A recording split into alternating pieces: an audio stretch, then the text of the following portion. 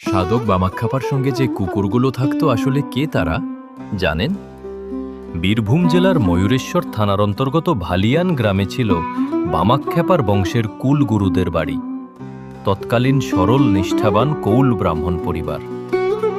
এই পরিবারের এক সদস্য শ্রী ইন্দ্রনারায়ণ ভট্টাচার্য ছিলেন তন্ত্র সাধনায় মনোযোগী পণ্ডিত ব্যক্তি।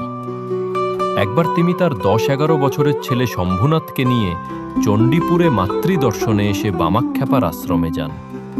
সেই সময় কিছু ভক্ত বামার কাছে চাল করাই ভাজা ও আখের গুড় নিবেদন করলেন।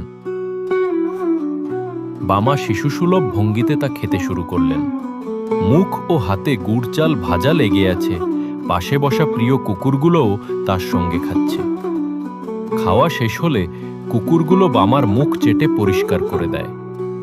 এই দৃশ্য দেখে ছোট শম্ভুনাথ বিরক্ত হয়ে বলল, ছি ছি,